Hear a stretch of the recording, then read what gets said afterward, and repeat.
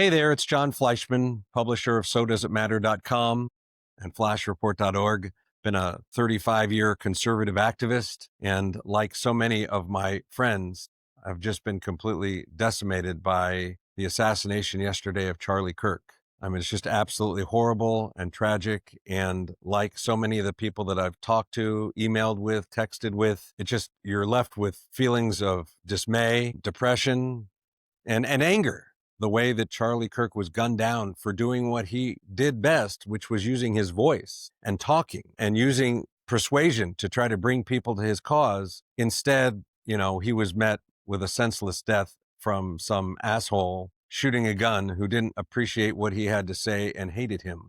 I would just say this because I feel like it's an important thing to talk about as everyone is grieving. We don't need to elevate the anger to something more. We need to de-escalate during this time. I'm reminded of the loss of my friend Andrew Breitbart. Boy, it's been a while now, but he was a very close friend. And while he was not assassinated for his political speech, he had an unfortunate health issue that nobody knew about that took his life too early. But he also, like Charlie Kirk, left a wife and young children. Like Charlie Kirk, he left a legacy, but a hole in the conservative movement. And I would just say that with Andrew's passing, everybody rallied and created a much, much bigger movement in Andrew's name. He was a martyr of sorts, right?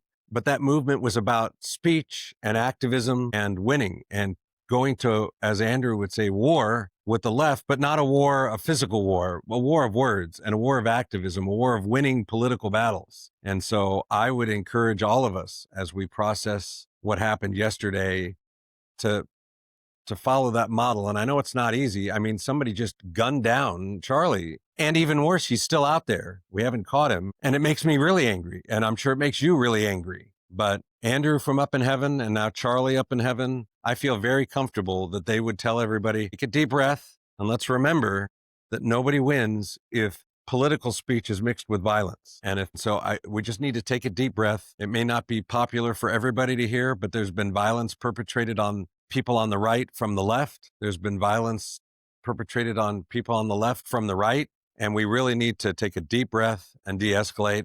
I almost wish I could force everyone to take a 2-week break from social media. Anyways, that's kind of what I have to say. I'm praying for Charlie's widow and the kids and his extended family at TPUSA. And let's catch this bad guy. And then let's all do what Charlie did, which was continue in a nonviolent way to push our ideals and push the things we believe in. We owe that to all of us, and we owe it in order to make sure we don't rip apart the fabric of what makes the United States of America the greatest country on this planet. Thanks for listening.